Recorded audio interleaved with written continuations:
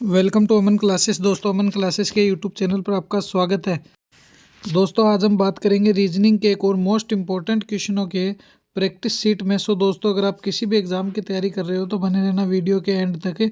और इस वीडियो में मैं आपको वही क्वेश्चन करवाऊंगा जो आपके आने वाले एग्ज़ाम में पूछे जाएंगे और पिछले एग्ज़ाम में पूछे जा चुके हैं। तो ये क्लास आपके लिए वेरी वेरी मोस्ट इम्पॉर्टेंट साबित होने वाली है। तो देखिए, अगर आप SSC GD NTPC ALP या RPF SI पुलिस कांस्टेबल किसी भी एग्ज़ाम की तैयारी कर रहे हो तो बने रहना इस वीडियो के एंड तक। देखिए, आज का अपना पहला क्वेश्चन देखिए। दिए गए समूह में विषम की पहचान करें। तो देखिए, विषम में मैंने आपको क्या कहा था, कोई तीन तो है वो तो रहेंगे सेम, और एक जो है वो एक इनसे होगा अलग।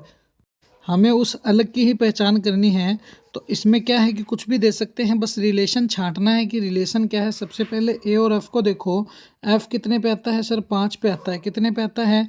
तो सर एफ तो 5 पे आता है और ए कितने पे आता है? 1 पे आता है। तो डिफरेंस कितने का हो गया?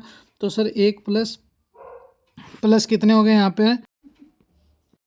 एफ 5 पे नहीं 6 पे आता है और ए 1 पे आता है। तो कितने हो गए? तो सर +5 हो गए।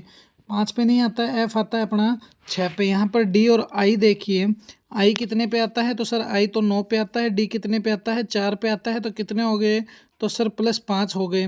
यहाँ से के और पी कटप्पा को देखिए, के कितने पे आता है? तो सर के तो हमारा 11 पे आता है। और पी कितने पे आता है? तो सर ओ पी, तो पी कितने पे आता है सर? 16 पे आता है। तो यहाँ से देखिए 11 और 16 का अंतर निकालिए, +5 हो गए। हुए कि नहीं? बिल्कुल हुए। ई देखिए, ई कितने पे आता है सर? 5 पे आता है। एच कितने पे आता है? तो एच तो सर 8 पे आता है। तो यहाँ पर कितने हैं सर? +3 हो गए।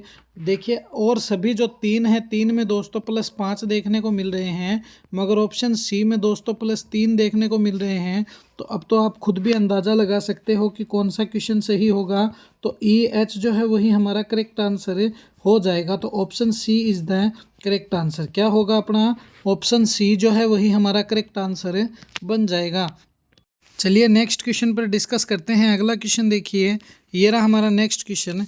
ABXW हो गया, EFTS हो गया, MNLK हो गया, और इन चारों में से एक और जो है वो कौन सा वाला आना चाहिए, तो वो हमसे पूछना चाहता है। तो कैसे करेंगे इस क्वेश्चन को सॉल्व में? सबसे पहले तुम इन सभी को लिख लो कि ABX और W इसने दे दिया, उसके बाद इसने EF और TS दे दिया, उसके बाद यहाँ से दोस्तों ऐसे कर दो और इसने MNLK दे दिया। तो यहाँ पर क्या क्या रिलेशन बन रहा है देखिए।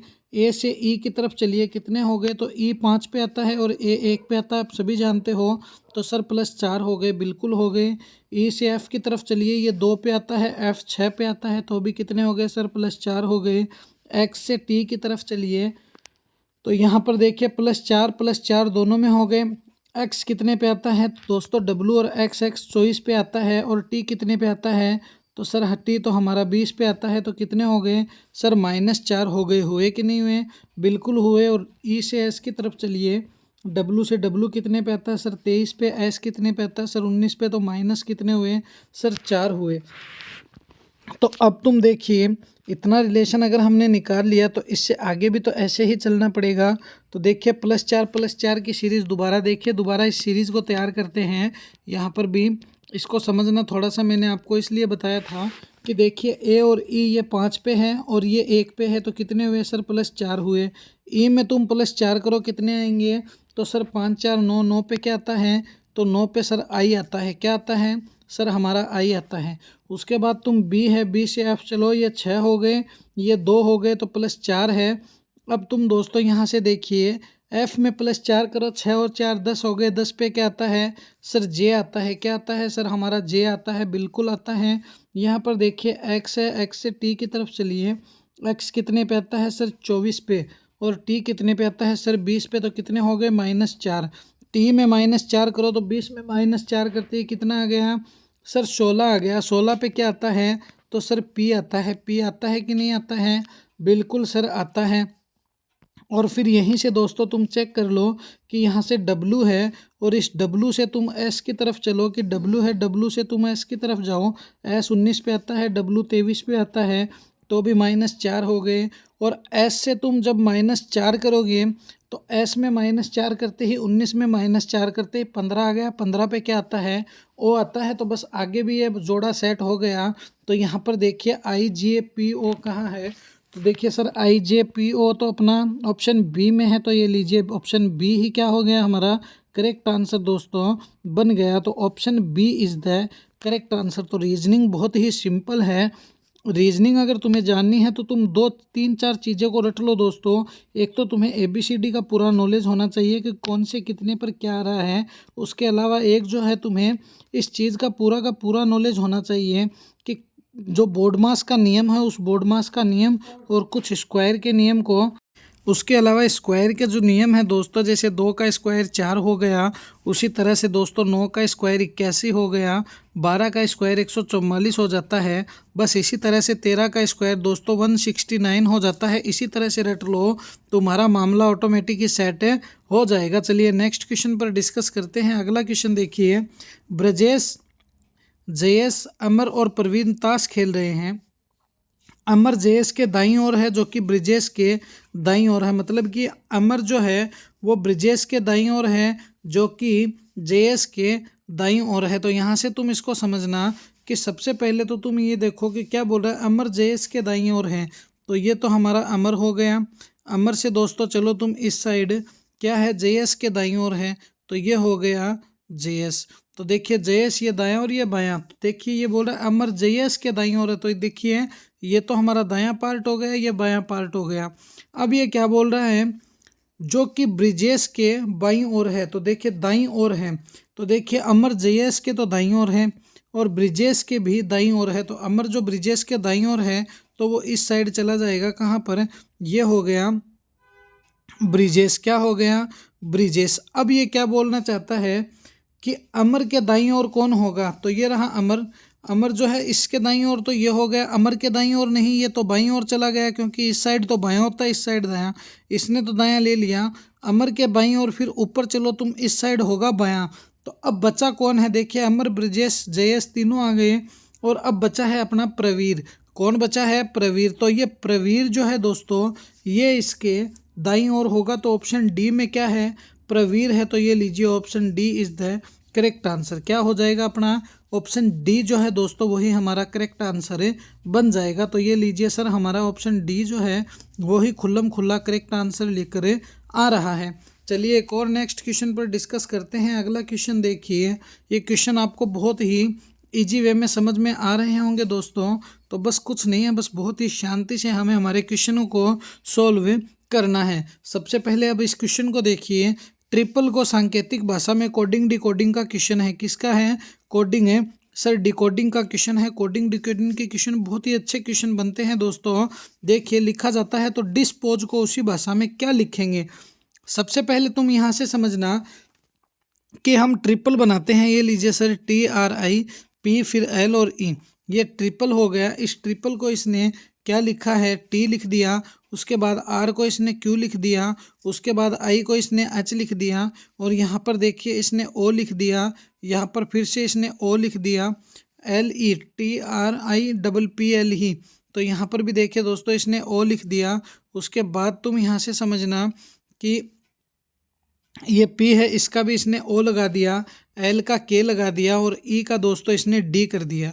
तो अब देखिए ST -1, QR -1, I से H -1, P से O -1, L से K -1 क्योंकि J K L होता है और ये E से D। तो तुम यहाँ से देखिए 5 से 4 की तरफ चलो, -1 ही तो आएगा और क्या आने वाला है। तो हमें पता चल गया कि यह -1 की सीरीज पे काम कर रहा है। तो हम भी क्या करेंगे, -1 ही लगाते चलेंगे। तो देखिए अब डिस्पोज लिखना है हमें। तो ये लीजिए DISP फिर O फिर S और E। तो यहाँ पर देखिए D से पहले क्या आता है C, I से पहले क्या आता है तो H और यहाँ पर देखिए S से पहले क्या आता है R, S से पहले क्या आता है R, P से पहले क्या आता है O और O से पहले क्या आता है N और S से पहले क्या आता है R, E से पहले क्या आता है तो D, इससे पहले क्या आता है D, CHRONRD, CHRONRD। यहाँ पर भी नहीं है, यहाँ पर भी नहीं है, यहाँ पर भी नहीं है। ऑप्शन डी में जो है वो खुल्लम खुल्ला और सीधा सीधा टपाटप नज़र आ रहा है। तो ऑप्शन डी ही दोस्तों क्या हो गया अपना करेक्ट आंसर हो गया। तो option D is the correct answer. बहुत ही इजी होती है दोस्तों रीजनिंग, बस थोड़ा सा समझने का हुनर खुद में होना चाहिए। अगर तुम समझ जाते हो तो तुम आसानी से रीजनिंग को दोस्तों संभाल सकते हो, कोई घबराने वाली बात इसमें नहीं होती है। चलिए एक और नेक्स्ट क्वेश्चन पर डिस्कस करते हैं। अगला क्वेश्चन देखिए, ये रहा हमारा नेक्स्ट क्वेश्चन इसने बोला है A B dash double C dash A double B dash double C dash double B dash C A. तो अब देखिए ऐसे क्वेश्चन मैंने आपको क्या कहा था, दुनिया की कोई भी ट्रिक लगा लेना, हर एक ट्रिक में दोस्तों तुम मार खाओगे सिवाय एक कॉमन की ट्रिक के। कौन सी ट्रिक के? कॉमन ले लेना, तुम्हारा काम आसानी से सोल्व हो जाएगा। कैसे होगा? तो देखिए समझिए इस बात को कि सबसे पहले इसने ए बी लिखा है, फिर डैश, फिर सी सी लिखा है, फिर डैश, फिर दोस्तों इसने ए डबल बी लिखा है, फिर दोस्तों इसने डैश सी सी लिखा है, फिर डैश बी बी लिखा है, फिर दोस्तों डैश सी सी और ए लिखा है। अब देखिए कहना क्या चाहता है, सबसे पहले तुम यहाँ पर इस बात को समझना कि यहाँ पर सिंगल ही बी है। ऊपर देखो यहाँ पर सिंगल बी है, यहाँ पर डबल बी है, यहाँ पर डबल बी है। अगर मैं यहाँ पर डबल बी लगा दूँ तो क्या हुआ, ए डबल बी, तो मामला सेट हो गया। यहाँ पर भी डबल बी, यहाँ पर भी डबल बी। अब यहाँ पर अगर मैं एक सी और लगा दूँ तो A double B triple C बना कि नहीं बना? बना। यहाँ पर मैं एक सी लगा दूँ तो A double B triple C बना कि नहीं बना? सर बिल्कुल बना। यहाँ पर मैं ए लगा दूँ, डबल बी हो गया, और ये सी लगा दूँ तो A double B triple C बना कि नहीं बना? बिल्कुल सर बना। तो मैंने इसमें क्या क्या जोड़ा है दोस्तों? सबसे पहले मैंने इसमें बी जोड़ा, फिर सी जोड़ा, फिर सी जोड़ा, फिर ए, फिर सी। तो बी सी सी ए सी कहाँ पर है? तो सर बी सी सी ए सी तो ऑप्शन ए में नज़र आ रहा है। तो ऑप्शन ए ही दोस्तों क्या है अपना करेक्ट आंसर बन गया। तो option A is the correct answer. देखिए कितने सिंपल वे में दोस्तों रीजनिंग अपनी सॉल्व हो रही है, कितनी आसानी से दोस्तों रीजनिंग को सॉल्व हम कर रहे हैं। चलिए एक और नेक्स्ट क्वेश्चन पर डिस्कस करते हैं। अगला क्वेश्चन देखिए, ये रहा हमारा नेक्स्ट क्वेश्चन है कि जल है अनुपात महासागर हो गया, समानुपात वायु है, क्या होगा? तो सबसे पहले देखिए तुम ये बताओ मेरे को, महासागर में क्या मिलता है? सर जल मिलता है। तो वायु कहाँ मिलती है? सर वायुमंडल में मिलती है। ये लीजिए option C is the correct answer. कितना आसान है क्वेश्चनों को समझाना दोस्तों, कितना इजी है इन क्वेश्चनों को सोल्व करना। तो बस ऐसे ही दोस्तों इजी वे में क्वेश्चन सोल्व होते हैं। तो ये थी दोस्तों आज के अपनी रीजनिंग की मोस्ट इम्पॉर्टेंट क्लास। कैसी लगी ये क्लास मुझे कमेंट में ज़रूर बताना। और दोस्तों अपने इस परिवार को दबा के लाइक शेयर सब्सक्राइब कर देना और बेल आइकन को प्रेस कर लेना, जिससे कि आपको रोज़ इनका नोटिफिकेशन जो है वो मिलता रहे। मिलेंगे इसी तरह एक और नेक्स्ट वीडियो में। जय हिंद, जय भारत प्यारे साथियों।